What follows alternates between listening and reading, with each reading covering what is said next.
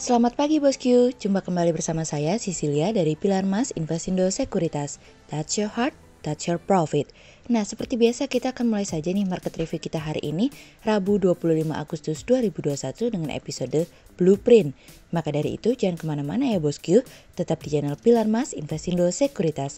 Touch your heart, touch your profit. Pionir Sekuritas Channel di Indonesia.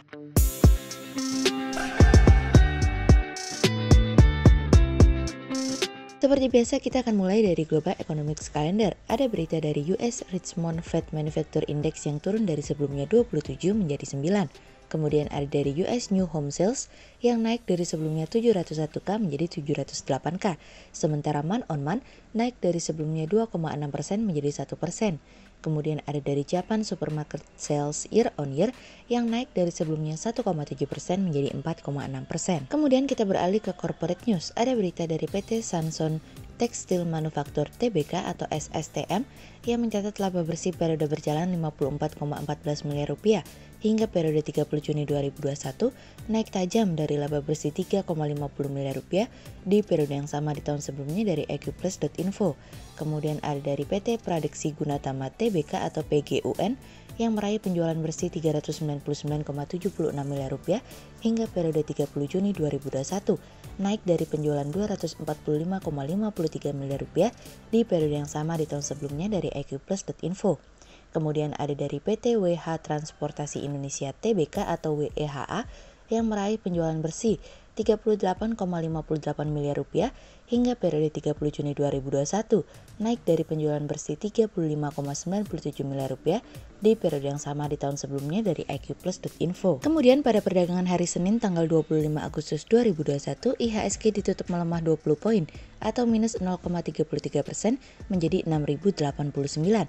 Sektor infrastruktur, energi, kesehatan, keuangan, industrial, properti, konsumer siklikal bergerak negatif dan mendominasi penurunan IHSG kali ini.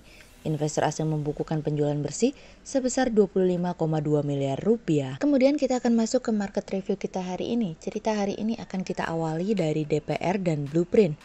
Kali ini DPR telah menyetujui Blueprint mengenai stimulus senilai 3,5 triliun dolar untuk bergerak maju. Nancy Pelosi menjadi sosok kunci dalam menyetujui stimulus ini untuk mendapatkan persetujuan rencana jangka panjang perekonomian Amerika.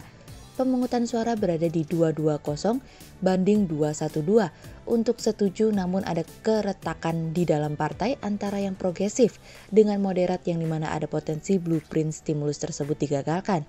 Sebelumnya, ada keinginan bahwa yang disahkan hanyalah infrastruktur bipartisan nilai 550 miliar dolar yang rencananya akan disahkan oleh DPR pada bulan depan.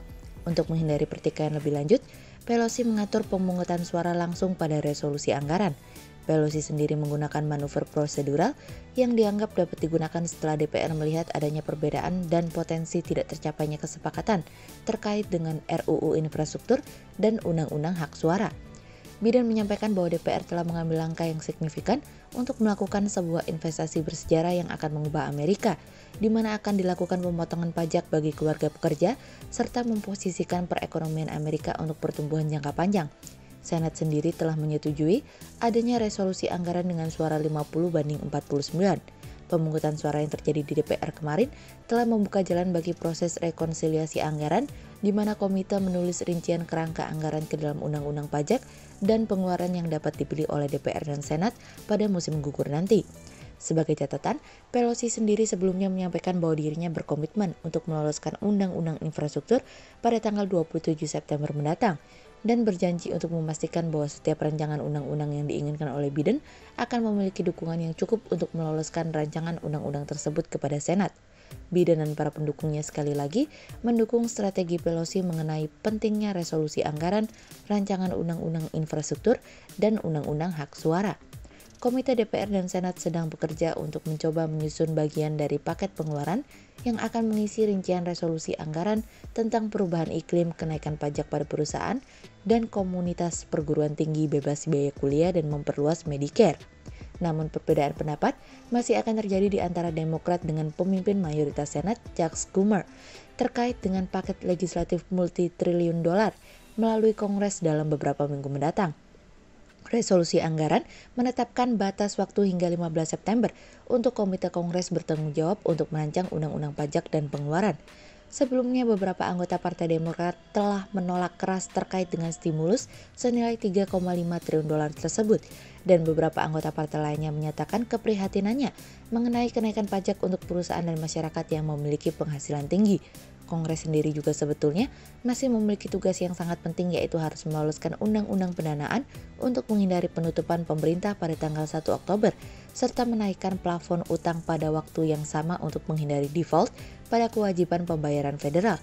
Kami memahami sebetulnya tujuan dari Biden, namun kami juga tidak memahami apabila semua yang diinginkan Biden terkait dengan stimulus perekonomian harus terus-menerus diberikan. Rasio utang yang kian memprihatinkan menjadi salah satu tolok ukur yang harus diperhatikan. Namun sebagai negara adidaya, utang bukanlah sesuatu hal yang menjadi prioritas dipermasalahkan. Namun tentu, kehati-hatian dalam mengelola rasio utang menjadi salah satu yang terpenting agar jangan sampai utang tersebut menjadi batu sandungan di kemudian hari. Kemudian cerita selanjutnya datang dari PFB. Pemerintah meluncurkan pendanaan inovatif berupa dana bersama atau Pooling Fund Bencana atau PFB melalui penerbitan Peraturan Presiden Nomor 75/2021 tentang dana bersama penanggulangan bencana Perpres Nomor 75/2021 pada 13 Agustus 2021. PFB merupakan upaya pemerintah dalam mewujudkan komitmen untuk memperkuat ketahanan fiskal dalam menanggulangi dampak bencana alam dan non-alam secara efektif.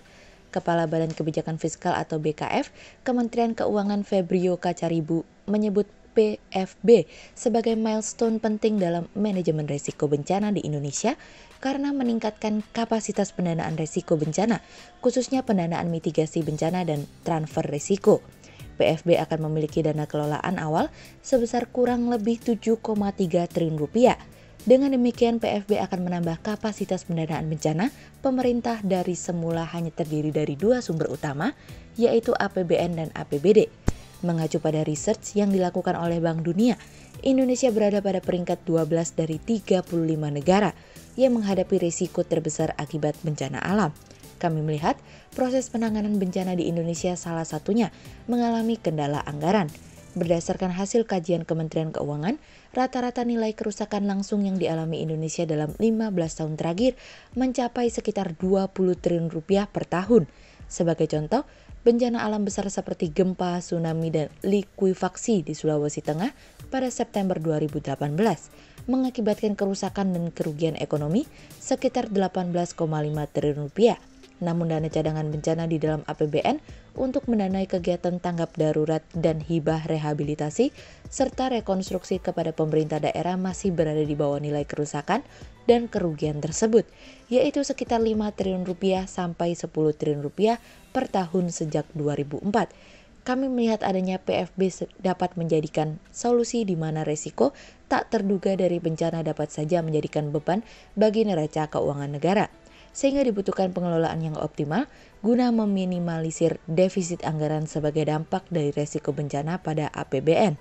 Sehingga berdasarkan technical analisa, kami melihat saat ini IHSG memiliki peluang bergerak menguat terbatas dan ditradingkan pada level 6.051 hingga 6.178. Berikut stock watch belar Mas hari ini ya bosku. Yang pertama ada dari ICBP, kemudian yang kedua ada dari Cepin, dan yang ketiga ada dari Japfa. Berikut dua saham yang kami analisa hari ini ya bosku. Yang pertama ada dari INKP atau PT Indah Kiat Pulp and Paper Tbk yang meraih penjualan itu sebesar 1,62 miliar US dollar.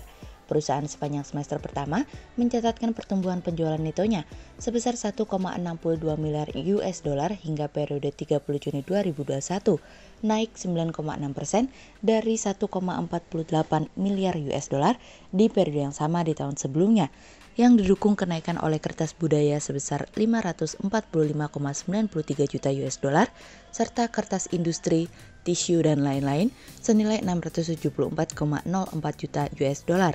Penjualan keduanya tercatat mengalami peningkatan masing-masing 21,78% dan 19,04% dari realisasi penjualan di periode yang sama tahun lalu. sehingga berdasarkan technical analisa dalam tren pada jangka waktu short term berpotensi untuk bearish dengan target 6.100 dan tingkat probabilitas sebesar 42%. Sementara dalam jangka waktu long term berpotensi untuk bearish dengan target 5.250 dan tingkat probabilitas sebesar 63%.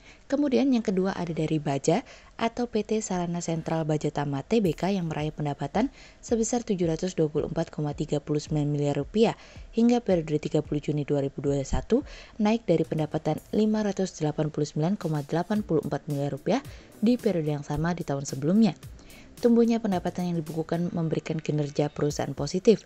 Alhasil membukukan laba bersih di mana sebelumnya di periode yang sama mencatatkan rugi bersih. Pencapaian ini tentunya perlu diapresiasi. Tumbuhnya laba bersih tidak terlepas perusahaan mencatatkan kinerja yang positif pendapatan yang diperoleh di semester pertama tahun ini, di mana pendapatan membukukan sebesar Rp724,39 miliar atau naik 2,81% year on year jika dibandingkan pada semester 1 2020 yang sebesar Rp589,84 miliar. Sehingga berdasarkan technical analisa dalam tren pada jangka waktu short term berpotensi untuk bullish dengan target 600 dan tingkat probabilitas sebesar 77%. Sementara dalam jangka waktu long term berpotensi untuk bullish dengan target 680 dan tingkat probabilitas sebesar 50%. Berikut kami akan menampilkan 40 saham pilihan dari Pilar Mas.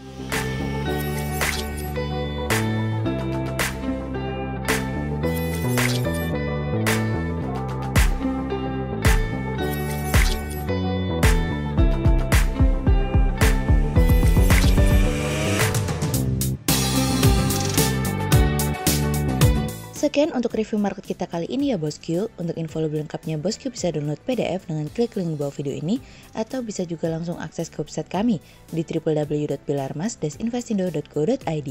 Dan jangan lupa untuk selalu jaga kesehatan buat para bosku ya. Kita akan bertemu lagi besok pagi untuk market review yang berikutnya. Jadi jangan lupa like, subscribe, dan tonton terus channel Pilar Mas Investindo Sekuritas. Touch your heart, touch your profit. Pionir Sekuritas Channel di Indonesia.